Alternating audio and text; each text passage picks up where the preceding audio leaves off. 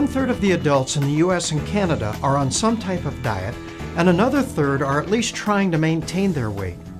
We are spending over $30 billion each and every year in the US alone on diets and weight loss programs.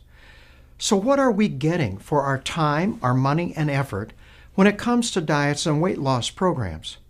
Well, the medical literature is very clear in the fact that even if anyone is able to lose weight on a diet, that 2/3 gain this weight back within just 1 year. And if you go out 2 years, 98% of these individuals gain their weight back and more. In other words, diets fail 98% of the time, or looking at it from the positive side, diets are only successful 2% of the time. I would not say that we are getting much for our effort when it comes to diets. However, people are out there looking for the next fad diet that is coming down the pike and will jump on the bandwagon without any thought of the fact that diets just don't work. Let's look at it another way. If diets did work, you would think that the obesity rate in the US, Canada, and around the world would be dropping dramatically. However, just the opposite is happening.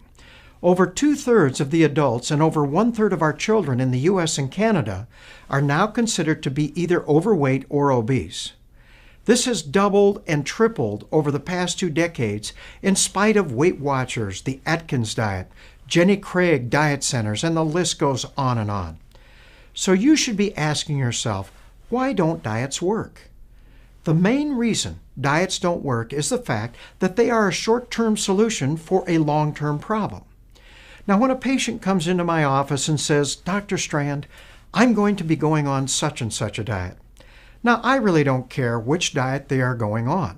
The connotation is the fact that if they're going to be going on a diet, somewhere in the future they are going to be coming off that diet and usually returning to those poor lifestyles that got them into trouble in the first place. The other reason diets don't work is the fact that they are not healthy. They will cut out most of the fat, or they'll cut out all the carbohydrate in an attempt to achieve weight loss. However, the body needs good fat and good carbohydrates to function properly. You just can't stay on these unhealthy diets for any period of time. But the main reason diets fail is because they do not address the underlying or root cause of the overwhelming majority of cases of obesity, which is insulin resistance. Once you become less sensitive to your own insulin because of poor lifestyles and inactivity, you begin to gain an unusual amount of weight around your middle, and you develop a resistance to weight loss. In other words, you begin holding on to fat like a sponge holds on to water. Now, the only way you can begin to lose this weight effectively is to firmly establish healthy lifestyles that actually improve insulin resistance. This allows you to reverse this underlying insulin resistance and actually begin releasing fat. I have learned that it takes a triad of healthy lifestyles that have been shown in our medical literature to improve insulin sensitivity.